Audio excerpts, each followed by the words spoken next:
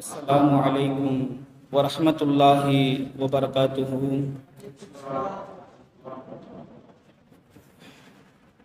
الحمد لله. بسم الله ما شاء الله. لا يصرف سوء إلا الله. بسم الله ما شاء الله. لا يسوق الخير إلا الله. بسم الله ما شاء الله. ما كان من نعمة فمن الله. بسم الله ما شاء الله. لا حول ولا قوة إلا بالله. الحمد لله. الحمد لله الذي إنا نستعينه ونستغفره ونؤمن به ونتوكل عليه ونعوذ بالله من شرور أنفسنا ومن سيئات أعمالنا. من يهده الله فلا مضل له ومن يضلله فلا هادي له. ونشهد أن لا إله إلا الله وحده لا شريك له. ونشهد أن سيدنا ونبينا ومولانا محمدا عبده ورسوله. أما بعد، فقد قال الله تعالى في كلامه القديم في القرآن المجيد: قال أعوذ بالله من الشيطان الرجيم. بسم الله الرحمن الرحيم. إنا أنذرناكم عذابا قريبا يوم ينظر المرء ما قدمت يداه ويقول الكافر يا ليتني كنت ترابا. صدق الله العلي العظيم. وقال النبي صلى الله عليه وسلم أنه قال: أبو ذر يمشي وحدا ويموت وحدا ويبعث وحدا. رواه مستدرك الحاكم. صدق صادق الأمين رسول صلى الله عليه وسلم. سبحانك لا علم لنا إلا ما علمتنا إنك أنت العليم الحكيم. رضينا بالله ربا وبالإسلام دينا وبمحمد صلى الله عليه وسلم نبيا ورسولا وبمحي الدين عبد القادر الجيلاني قدس الله سره العزيز شيخا ومرشدا. رب اشرح لي صدري ويسر لي أمري واحلل عقدة من لساني يفقهوا قولي. அளவற்ற அருளாளனும் நிகரற்ற அன்புடையோனுமாகிய ஏக இறைவனுக்கே மாபெரும் புகழ் அனைத்தும் உரித்தாகட்டுமாகுக. கடைசி தூதர் காரூணிய வல்லல் எம்பெருமானார் நாகி திருமேனி ஸல்லல்லாஹு அலைஹி வஸல்லம் அன்னவர்கள் மீதும் அன்னாரின் அடிச்சூடுகளை அயராது பின்பற்றி வாழ்ந்த உத்தம சத்திய சஹாபாக்கள், தாபிஈன்கள், தபா தாபிஈன்கள், ஷுஹதாக்கள், நாதாக்கள், வலிமார்கள், குறிப்பாக ஜும்ஆவுடைய முழு பயனையும் அடைய வேண்டும் என்பதற்காக பள்ளியில் விற்றிருக்கக்கூடிய நம் அனைவர்கள் மீதும் மற்றும் உலகிலுள்ள முஸ்லிமான முஃமினான ஆண்கள், பெண்கள் அனைத்து நபர்கள் மீதும் வல்லோனின் வற்றா கிருபை என்றும் நின்று நிலவட்டமாகுக. ஆமீன். கண்ணியத்திற்கும் பெருமதிப்பிற்கும் இறை நேசத்திற்கும் இறை பொருத்தத்திற்கும் உண்டான அல்லாஹுவின் நல்லடியார்களே, ஷஅபான் மாதத்தின் 2வது ஜும்ஆ அடைய செய்த அல்லாஹுக்கே எல்லா புகழும். அல்லாஹு தஆலா நம்முடைய பிழைகளை, குற்றங்களை அல்லாஹ் மன்னிப்பானாக. நம்முடைய வாழ்வை அல்லாஹ் உயர்த்துவானாக. அவனுடைய பேருதவியை அல்லாஹ் எல்லா நிலையிலும் நமக்கு வழங்கி அருள் புரிவானாக. ஆமீன். கண்ணியத்திற்குரிய பெருமக்களே, அல்லாஹு தஆலா அல் குர்ஆனில் குறிப்பிடுகின்ற பொழுது, இன்னா அன்ஸர்னாகும் அஸாபன் கரீபா, நெருங்கி வரப்படக்கூடிய அஸாபுகளை, வேதனைகளை நாம் எச்சரிக்கை செய்கிறோம் என்று அல்லாஹ் குறிப்பிடுகிறான். மறுமை நாள் உண்டு. அந்த மறுமை நாள் அல்லாஹ்விடத்திலே விசாரணை செய்யப்படும். விசாரணை முடிந்த பிறகு இந்த உலக வாழ்க்கையை விட மறுமையை தேர்ந்தெடுத்தவர்களுக்கு அல்லாஹு தஆலா சுவனத்தை, சொர்க்கத்தை அல்லாஹு நசீபாக்குகிறான். இந்த துன்யாவையும் பாழ்படுத்தி மறுமையும் பாழ்படுத்தியவர்களுக்கு கடுமையான வேதனை உண்டு என்கின்ற வசனத்தை அல்லாஹு தஆலா குறிப்பிடுகிறான். மறுமையை நீங்கள் தேர்ந்தெடுத்துக் கொள்ளுங்கள்.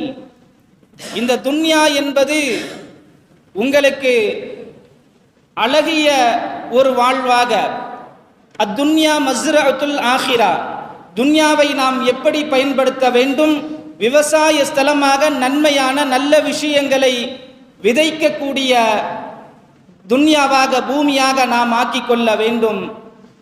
அதனுடைய பிரதிபலனை மறுமையில் நீங்கள் பார்ப்பீர்கள் என்று அருமை நாயகம் ஸல்லல்லாஹு அலைஹி வஸல்லம் அவர்கள் குறிப்பிடுவார்கள். அத்துன்யா மஸ்ரஅத்துல் ஆஹிரா, மறுமை என்பது, துன்யா என்பது அது விதைக்கப்படக்கூடிய துன்யா. மறுமையில் அதனுடைய விளைச்சலை நீங்கள் காணுவீர்கள் என்று அருமை நாயகம் ஸல்லல்லாஹு அலைஹி வஸல்லம் அவர்கள் குறிப்பிடுவார்கள். சம்பாதிப்பது, பொருளாதாரம் தேடுவதை பற்றி அருமை நாயகம் ஸல்லல்லாஹு அலைஹி வஸல்லம் அவர்கள் பல்வேறு விஷயங்களாக குறிப்பிடுவார்கள். பொருளாதாரத்தை தேட வேண்டும். பொருளாதாரத்தை தேடுவதை பற்றி ஃபரீதத்தும் பஅத ஃபரீதா, ஃபர்லானவைகளுக்கு பிறகு அது ஃபர்லு என்று குறிப்பிடுவார்கள். துன்யாவை, பொருளாதாரத்தை தேடுவது நமக்கு ஃபர்லு. எப்படி தொழுவது ஃபர்லோ, ஜகாத்து கொடுப்பது ஃபர்லோ, ஹஜ்ஜு செய்வது ஃபர்லோ, அதுபோன்று பொருளாதாரத்தை தேட வேண்டும், துன்யாவை தேட வேண்டும். ஆனால் அது ஃபர்லுகளுக்கு பிறகு, கடமையானவைகளுக்கு பிறகு அதை நாம் தேட வேண்டும். தொழுகைகளையும் நோன்புகளையும் ஜகாத்துகளையும் இன்னும் பிற அமால்களை நாம் முறையாக செய்துவிட்டு பிறகு பொருளாதாரத்தை தேட வேண்டும். ஆனால் பொருளாதாரம் தேடுவதிலேயே நம்முடைய வாழ்க்கையை அழித்துவிடக் கூடாது என்றுதான் அருமை நாயகம் ஸல்லல்லாஹு அலைஹி வஸல்லம் அவர்கள், நீங்கள் பொருளாதாரத்தை தேடுங்கள் ஃபர்களுக்கு பிறகு என்று அருமை நாயகம் ஸல்லல்லாஹு அலைஹி வஸல்லம் அவர்கள் குறிப்பிடுகிறார்கள். துன்யாவை தேட வேண்டும். அல்லாஹு தஆலா அல் குர்ஆனில் குறிப்பிடுகின்ற பொழுது, ரப்பனா ஆத்தினா ஃபித் துன்யா, யா அல்லாஹ் இந்த துன்யாவிலும் எங்களுக்கு நலவைத்தா, வஃபில் ஆখিরাতি ஹஸனா, மறுமையிலையும் நலவைத்தா என்று தான் கேட்க சொன்னான். இந்த துன்யாவிலும் நீங்கள் சிறப்பாக வாழ வேண்டும், நல்ல முறையில் வாழ வேண்டும். இந்த துன்யாவில் பொருளாதாரத்தை தேடுவதில் நம்முடைய கவனம் இருக்கின்ற பொழுது மறுமையையும் நாம் மறந்துவிடக் கூடாது.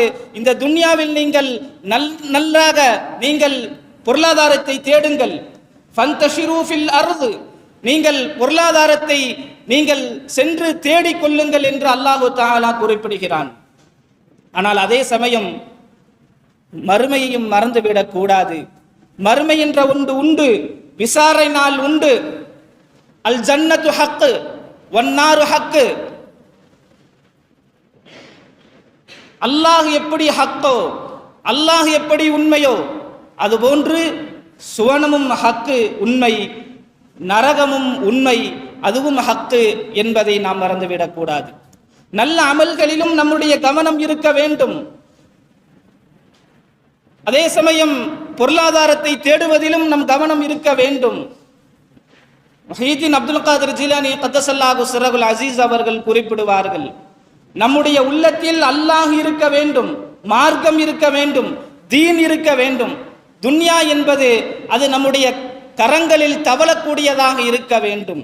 நாம் உள்ளத்தில் துன்யாவை வைத்துவிடக் கூடாது.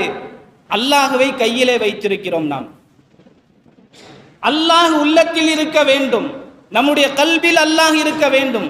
துன்யா, உலகம், சம்பாத்தியம், பொருளாதாரம் நம்முடைய கரங்களில் இருக்க வேண்டும். ஆனால் இன்றைக்கு நேர் மாற்றமாக நம்முடைய கரங்களில் அல்லாஹ்வை, மார்க்கத்தை, தீனை வைத்திருக்கிறோம். பொருளாதாரத்தை, சம்பாத்தியத்தை, துன்யாவை நாம் உள்ளத்தில் வைத்திருக்கிறோம். அதனால் தான் நாம் ஹலால் ஹராம் பேணி நடப்பது கிடையாது. இது ஹலாலான சம்பாத்தியமா, இது ஹலாலான வரவா, இது வட்டியில் ஏதேனும் ஒரு வகையில் சார்ந்ததா என்றெல்லாம் நாம் யோசிப்பது கிடையாது. எப்படியும் சம்பாதிக்கலாம் என்றுதான் நாம் யோசிக்கிறோம். இன்றைக்கு வளரக்கூடிய குழந்தைகளிடத்திலே நாம் கூறி வளர்க்கிறோம், எப்படி இதை படிக்க வேண்டும், இந்த படிப்பு படிச்சினா நல்லா சம்பாதிக்கலாம், கை நிறைய சம்பாதிக்கலாம், இப்படித்தான் நாம் சொல்லி வளர்க்கிறோம். குழந்தைகளுக்கு ஹலால் ஹராம் பேணி, இது நம்மளுடைய மார்க்கம் தீன் இது ஹராமாக்கி இருக்கிறது, இதை ஹலாலாக்கி இருக்கிறது, ஹலால் ஹராம் சொல்லி தந்து நம்முடைய குழந்தைகளை வளர்ப்பது கிடையாது, தீனை போதித்து வளர்ப்பது கிடையாது. எது படித்தால் சிறு குழந்தையாக வளரக்கூடிய குழந்தைகளிடத்திலே துன்யாவினுடைய மோகத்தை அவர்களுடைய உள்ளத்தில் நாம் திணிக்கிறோம். துன்யா துன்யா என்று துன்யாவை நாம் அவர்கள் உள்ளத்தில் நாம் திணிக்குகின்ற பொழுது அவர்கள் வளர்ந்து பெரியவனாக சம்பாதிக்கக்கூடிய அந்த சூழ்நிலை வருகின்ற பொழுது இது மார்க்கம் ஆதரிக்கிறதா, இது மார்க்கம் ஹலாலாக்கி இருக்கிறதா அல்லது ஹராமாக்கி இருக்கிறதா என்று அவர்கள் யோசிப்பது கிடையாது. கை நிறைய சம்பாதிக்க வேண்டும், எப்படி சம்பாதிக்க வேண்டும், இது மார்க்கம் ஆகுமாக்கி இருக்கிறதா, இது ஹலாலா ஹராமா என்று அவர்கள் யோசிப்பது கிடையாது. காரணம், நாம் வளருகின்ற பொழுது குழந்தையாக இருக்கக்கூடிய அந்த பருவத்திலே துன்யாவினுடைய மோகத்தை எப்படி சம்பாதிக்க வேண்டும், என்ன படிக்க வேண்டும், எதெல்லாம் படிக்க வேண்டும் என்று அவருடைய உள்ளத்தில் நாம் ஊட்டுகின்ற பொழுது அதனுடைய எண்ணத்திலேயே அவர்கள் வளர்ந்து அவர்களுடைய வாழ்வு அதாகவே பிரதிபலிக்கிறது.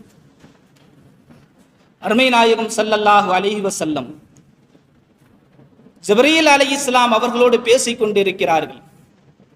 ஜிப்ரீல் அலைஹிஸ்ஸலாம் அவர்களோடு பேசிக் கொண்டிருக்கக்கூடிய அந்த நேரத்தில் அபூ தர்ருல் கிஃபாரி ரலியல்லாஹு தஆலா அன்ஹு அவர்கள் கடந்து செல்லுகிறார்கள். அப்பொழுது ஜிப்ரீல் அலைஹிஸ்ஸலாம் அவர்கள் கூறுகிறார்கள், செல்வது அபூ தர் தானே? மனித உருவில் இருக்கக்கூடிய ஜிப்ரீல் அலைஹிஸ்ஸலாம் அவர்கள் அருமை நாயகம் ஸல்லல்லாஹு அலைஹி வஸல்லம் அவர்களிடத்திலே வினவுகிறார்கள், செல்வது அபூ தர் தானே? ஆம். லவ் சல்லம, அவர்கள் சலாம் சொல்லி இருந்தால் ரதத்னாஹு அலைஹி, அவர்களுக்கு நாம் பதில் கூறியிருப்போமே. செல்வது அபூ தர் தானே? ஆம். அவர்கள் சலாம் சொல்லி இருந்தால் நாங்கள் பதில் சலாம் சொல்லி இருப்போமே என்று ஜிப்ரீல் அலைஹிஸ்ஸலாம் அவர்கள் நபிகள் நாயகம் ஸல்லல்லாஹு அலைஹி வஸல்லம் அவர்களிடத்திலே கூறுகிறார்கள். இப்போது நபி ஸல்லல்லாஹு அலைஹி வஸல்லம் அவர்கள் கேட்கிறார்கள், அத்தஅரிஃபூன அபூ தர், அபூ தர்ரை நீங்கள் அறிவீர்களா என்று கேட்கிறார்கள். அபூ தர் உங்களுக்கு தெரியுமா? அவருடைய பெயர் உங்களுக்கு தெரியுமா? கண்ணியத்திற்குரிய பெருமக்களே, நாம் வாழுகிறோம், வளர்கிறோம், நாம் சம்பாதிக்கிறோம், எல்லாம் நமக்கு என்று நாம் நினைத்து கொண்டிருக்கிறோம். ஒரு நேரம் வரும், மௌத் வரும். குல்லு நஃப்ஸின் தாயிகத்துல் மௌத், ஒவ்வொரு ஆத்மாவும் மரணத்தை சுவைத்தே தீரும், மரணம் அடைந்தே தீரும், மரணம் வந்தே தீரும். இதில் மாற்று கருத்து நமக்கு கிடையாது, நாம் இதை மறுக்கவில்லை. ஆனால் மரணம் வரும். அந்த மரணம் வந்த பிறகு நம்முடைய நிலைமை எப்படி இருக்கும்? எல்லோரும் வருவார்கள், சொந்த பந்தங்கள் எல்லாம் வீட்டிற்கு வருவார்கள், விசாரிப்பார்கள், நன்றாகத்தானே இருந்தார், என்ன ஆச்சு, இது இந்த நோய் இருந்துச்சு, வஃபாத் ஆகிவிட்டார், என்ன செய்வது, எல்லாம் அல்லாஹ்வுடைய நாட்டம். நாம் பேசுவோம். சொந்த பந்தம், நண்பர்கள், சுற்றார்கள், உறவினர்கள் எல்லோரும் வருவார்கள், வந்து விசாரிப்பார்கள். பிறகு கொஞ்ச நபர்கள் ஜனாசாவை குளிப்பாட்டுவார்கள், கஃனிடுவார்கள், அவர்களை தூக்கி சுமந்து கொண்டு கபருஸ்தான் வரை வருவார்கள். பள்ளிக்கு தொழுகைக்காக ஜனாசா வைக்கப்படுகின்ற பொழுது ஒரு சிலர் மாத்திரம் தொழுவார்கள், ஜனாசா தொழுகை தொழுகுவார்கள். பாக்கி இல்லவங்கெல்லாம் வெளியே உட்கார்ந்து அவர் அந்த நேரத்தில் அவர் வாழுகின்ற பொழுது அப்படி செய்தார், இப்படி செய்தார். நல்ல மனிதராக இருந்தால் அல்லாஹ் அவருடைய நாவுகளில் அல்லாஹ் பேச வைப்பான். நல்ல மனிதராக துன்யாவை விட ஆகிரத்தை தேர்ந்தெடுத்திருந்தால் அல்லாஹு தஆலா அவரை அல்லாஹ் பேச வைப்பான். நல்ல மனிதர், இபாதத் செய்யக்கூடிய மனிதர் என்று அல்லாஹ் பேச வைப்பான். மக்கள் பேச மாட்டார்கள், மக்களுடைய நாவுகளில் அல்லாஹ் பேச வைப்பான். அல்லாஹ்க்கென்று சில மலாயிகத்துகள் இருக்கிறார்கள், அவர்கள் பேச வைப்பார்கள். நாம் எப்படி நம்முடைய வாழ்க்கை முழுவதும் மலாயிகத்துகளோடு தொடர்பு உள்ளதோ, நாம் பிறந்தோம், எப்படி பிறந்தோம், தாயினுடைய கருவில் நாம் இருந்தோம், எப்படி இருந்தோம், எல்லாம் ரூஹு ஊதியது மலாயிகத்துகள், ரூஹு ஊதியது மலாயிகத்துகள். நமக்கு ரிஸ்க் வாழ்வாதாரத்தை கொடுத்தது மலாயிகத்துகளின் மூலியமாக. நம்முடைய நன்மை தீமை எல்லாம் மலாயிகத்தின் மூலியமாகத்தான் எழுதப்படுகிறது. மலக்குமார்கள் தான் எல்லாவற்றையும் செய்கிறார்கள். அல்லாஹ்வுடைய உத்தரவின் பேரில், அல்லாஹ்வுடைய கட்டளையின் பேரில் மலாயிகத்துகள் தான் நமக்கு எல்லாம் செய்கிறார்கள்.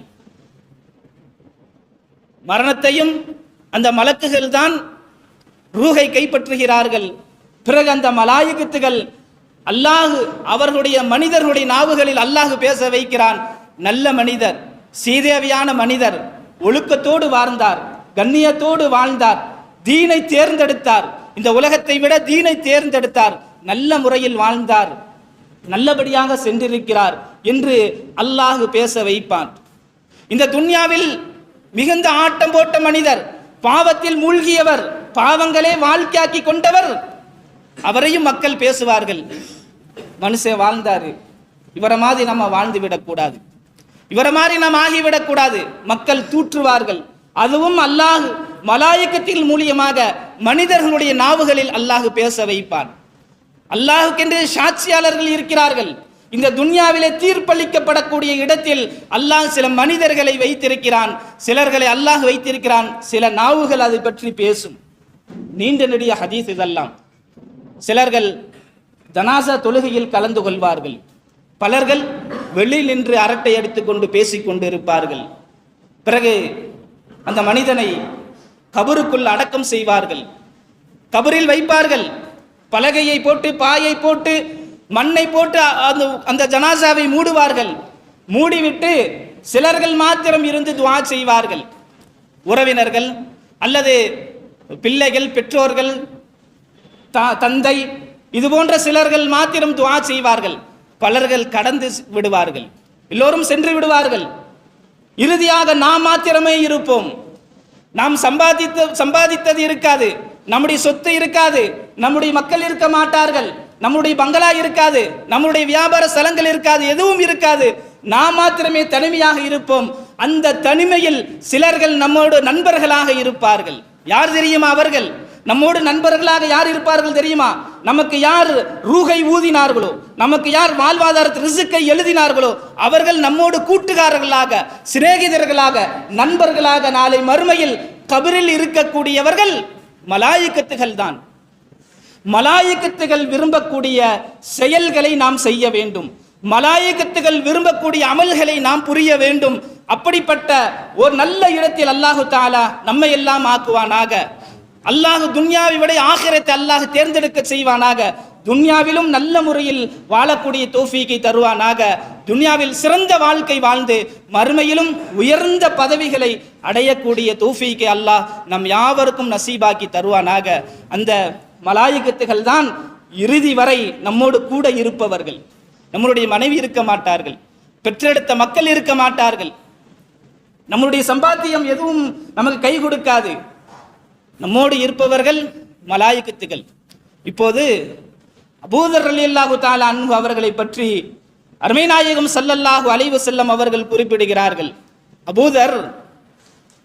அபூதர் ரலியல்லாஹு தஆலா அன்ஹு அவர்கள், நபி ஸல்லல்லாஹு அலைஹி வஸல்லம் அவர்கள் கூறக்கூடிய இந்த செய்தி முஸ்தத்ரக்குல் ஹாக்கிமில் பதிவு செய்யப்பட்டிருக்கிறது. ஜிப்ரீல் அலைஹிஸ்ஸலாம் அவர்கள் கூறுவதாக கூறுகிறார்கள். அபூதர் ரலியல்லாஹு தஆலா அன்ஹு அவர்கள், நான் மாத்திரம் அல்ல, ஜிப்ரீலாக இருக்கக்கூடிய நான் மாத்திரம் அல்ல, 7 வானங்களை கடந்து வானத்தில் உள்ள வானவர்களும் பூமியில் உள்ளவர்களும் எல்லோரும் அபூதர்ரை அறிந்திருக்கிறார்கள். எல்லோருக்கும் பரிச்சயமானவர். மனிதர்களை தவிர இந்த பூமியில் அபூதர் அவர்கள் ஒரு சாதாரண வாழ்க்கை வாழ்ந்தவர். அவருக்கென்று வேறு எந்த சம்பாத்தியமும் கிடையாது. ஒரு பாவப்பட்ட வாழ்க்கையை வாழ்ந்தவர் அபூதர் ரலியல்லாஹு தஆலா அன்ஹு. எல்லோரிடத்திலும் சகஜமாக பேசி பழகாமல் ஒதுங்கி வாழக்கூடிய ஒரு பண்புக்கு சொந்தக்காரர் தான் அபூதர் ரலியல்லாஹு தஆலா அன்ஹு. பூமியில் உள்ளவங்களுக்கு, மனிதர்களுக்கு அவரை பற்றி தெரியாது. ஆனால் வானத்தில் உள்ள வானவர்களுக்கும் பூமியில் உள்ள மற்ற எல்லாவற்றிற்கும் அபூதர்ரை பற்றி தெரியும் என்று ஜிப்ரீல் அலைஹிஸ்ஸலாம் அவர்கள் கூறுகிறார்கள்.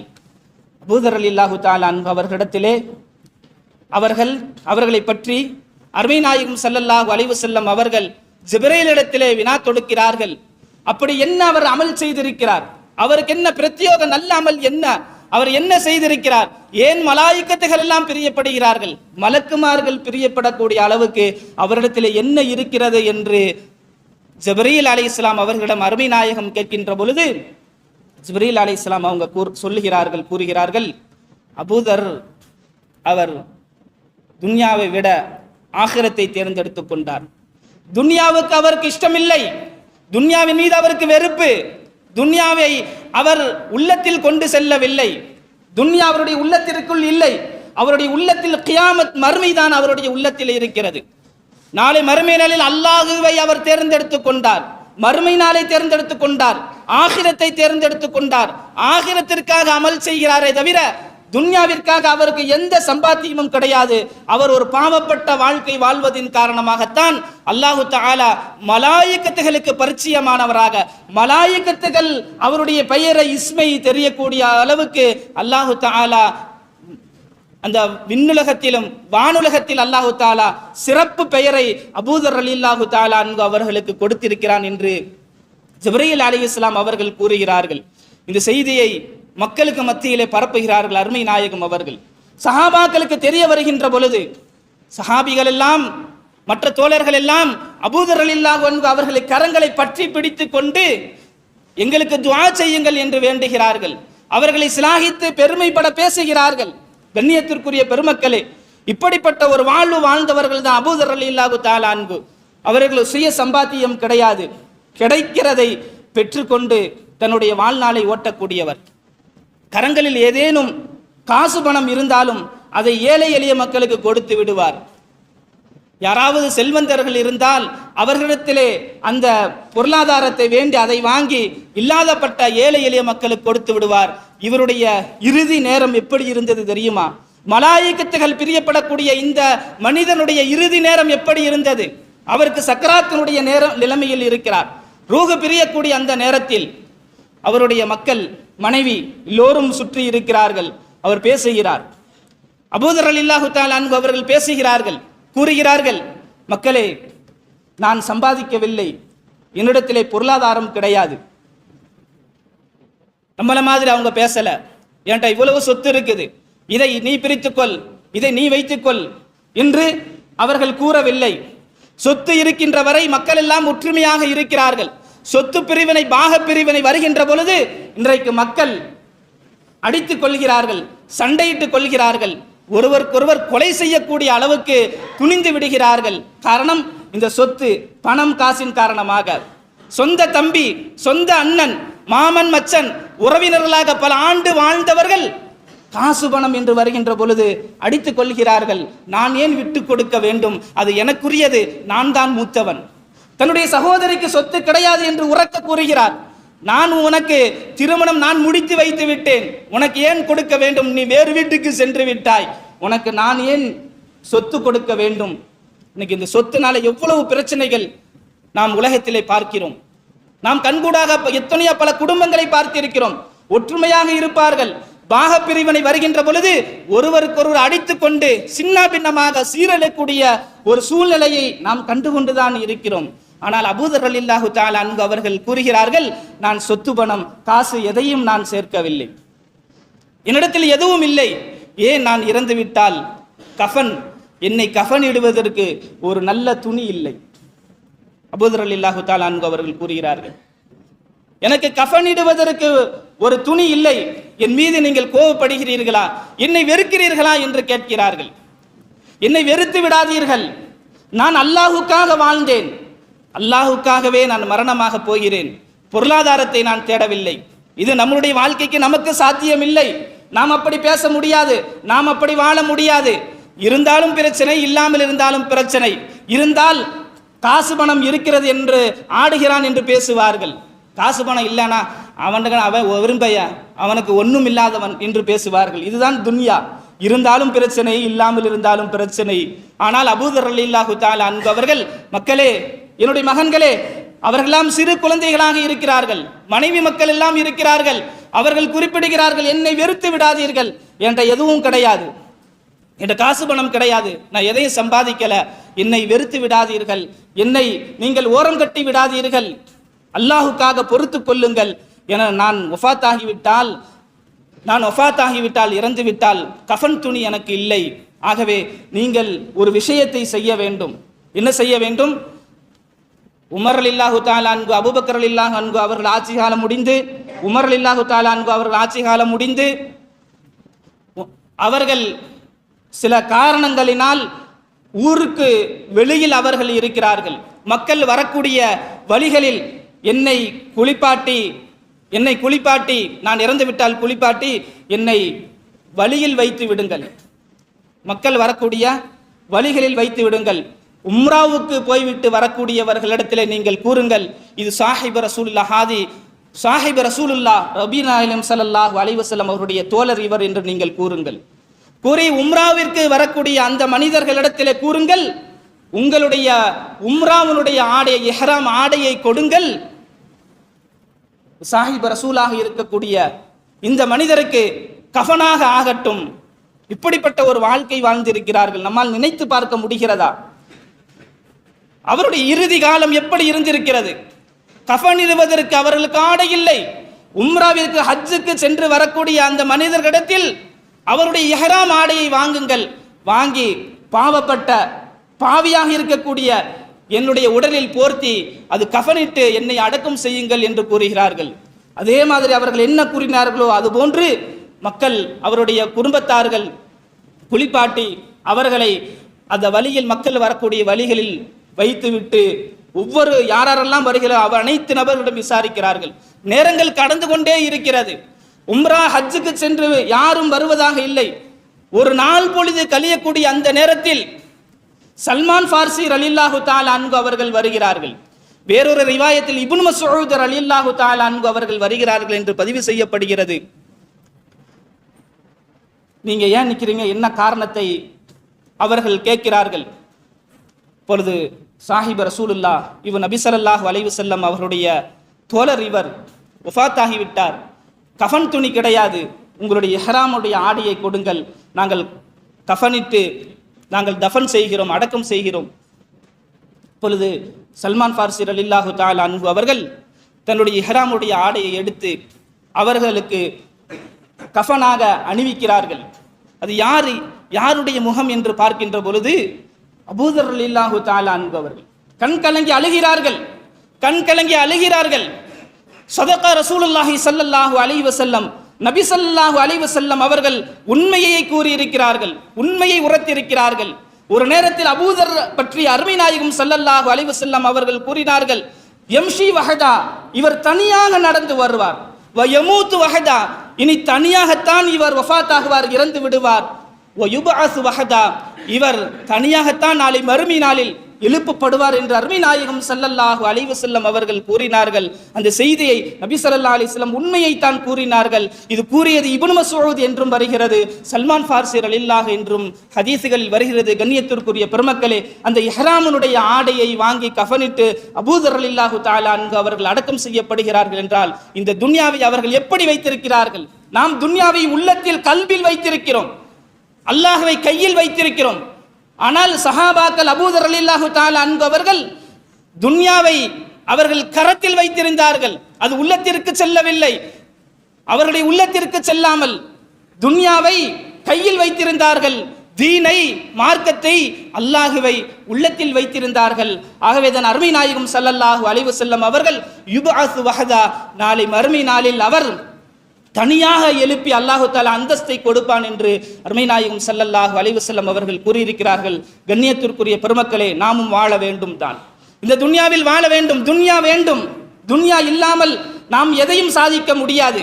அது மறுமையாக இருந்தாலும் இது துன்யா அல் மஸ்ரஅத்துல் ஆஹிரா, அது மறுமையினுடைய விவசாய ஸ்தலம். நாம் எதை இங்கு விதைக்கிறோமோ நாளை மறுமையில் அதைத்தான் நாம் அறுவடை செய்வோம். ஆகவே அதிகம் நல்ல அமல்கள் புரிய வேண்டும், நன்மையான காரியங்களில் ஈடுபட வேண்டும். அப்படிப்பட்ட ஒரு மகத்தான, ஒரு பாக்கியமான ஓர் இரவு வர இருக்கிறது.